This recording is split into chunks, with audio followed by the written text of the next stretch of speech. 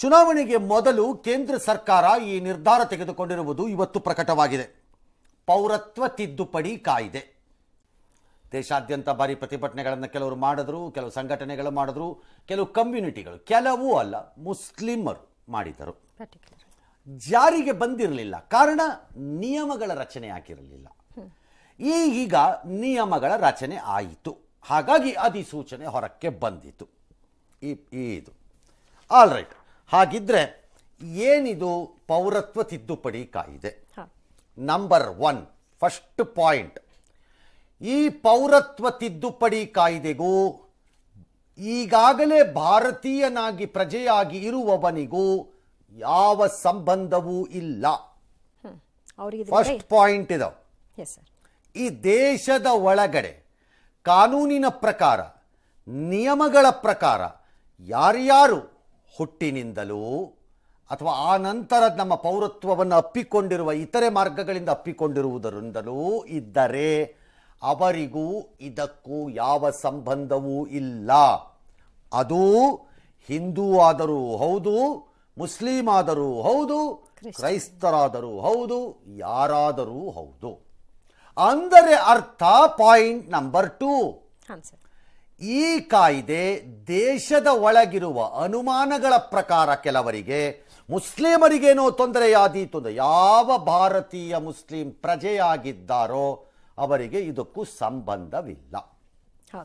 ಹಾಗಿದ್ದರೆ ಇದು ಏನು ಪ್ರಶ್ನೆ?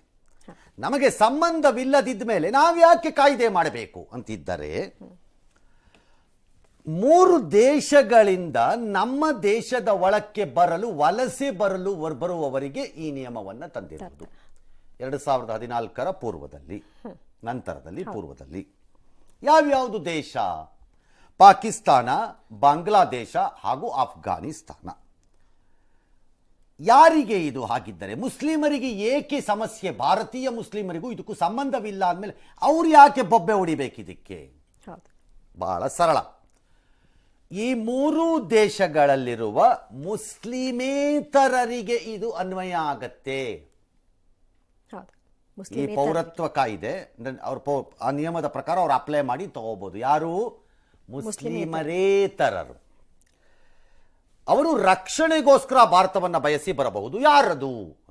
ಪಾಕಿಸ್ತಾನದಲ್ಲಿರುವ ಹಿಂದೂಗಳು, ಅಫ್ಘಾನಿಸ್ತಾನದಲ್ಲಿರುವ ಸಿಖ್ಖರು, ಬಾಂಗ್ಲಾದೇಶದಲ್ಲಿರುವ ಬಂಗಾಲಿಗಳು, ಯಾರೋ ಇವರು ಬರಬಹುದು. ಹಾಗಿದ್ದರೆ ಅಲ್ಲಿಂದ ಮುಸ್ಲಿಮರು ಬರುವಂತಿಲ್ಲ. ಯಾಕೆ? ಈ ಕಮ್ಯುನಿಟಿಗಳು ಏನೇನು ಹೇಳಿದೆ ಅಂದರೆ ಕ್ರೈಸ್ತರು, ಜೈನರು, ಸಿಖ್ಖರು, ಪಾರ್ಸಿಗಳು, ಬೌದ್ಧರು, ಇವರೆಲ್ಲ ಏನಿದ್ದಾರೆ ಇವರಿಗೆ ಈ ರೀತಿ ಶರಣಾಗತಿ ಬಯಸಿ ಬರಲು ಹೋಗುವಲು ಇನ್ನೆಲ್ಲೂ ದೇಶ ಇಲ್ಲ.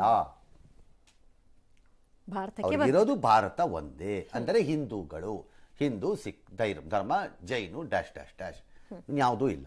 ಮುಸ್ಲಿಮರದ್ದು ಹಾಗಲ್ಲ. ಮುಸ್ಲಿಮರಿಗೆ ಪ್ರಪಂಚದ ಬಹಳ ದೇಶಗಳಿವೆ ಈ ರೀತಿ ಶರಣಾಗತಿ ಬಯಸಬೇಕು ಅಂತಿದ್ದಾರೆ. Which it is happening.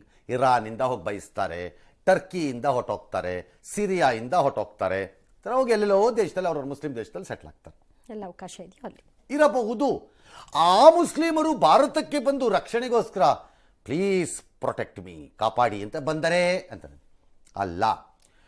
Hindu ಮುಸ್ಲಿಮೇತರ ಈ ಸಮುದಾಯಗಳಿಗೆ ಸೇರಿದವರನ್ನ ದೌರ್ಜನ್ಯ ಆ ಹೆಸರಿನಲ್ಲಿ, ಅಂದರೆ ಇವನು ಹಿಂದೂ ಎಂದು, ಇವನು ಸಿಖ್ ಎಂದು, ಇವನು ಜೈನನೆಂದು, ಇವನು ಪಾರ್ಸಿ ಎಂದು ದೌರ್ಜನ್ಯ ತುಳಿತಕ್ಕೆ ಒಳಪಟ್ಟಿರುವವರಿಗೆ ಸಿಗುವ ಲಾಭ.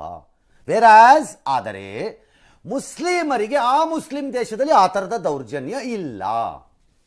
ಫಾರ್ ಎಕ್ಸಾಂಪಲ್ ಪಾಕಿಸ್ತಾನ ಎಗೈನ್ ಇಲ್ಲ, ಅದಕ್ಕೆ ಅವರಿಗಿಲ್ಲ. ಇದು ಭಾರತೀಯ ಮುಸ್ಲಿಮರಿಗೆ ಏನು ಸಂಬಂಧ? ಬಹುಜನರ ಪ್ರಶ್ನೆ ಕೇಳೋದು. ಏನು ಸಂಬಂಧ? ಯಾಕೆ ಮಾಡಬೇಕು?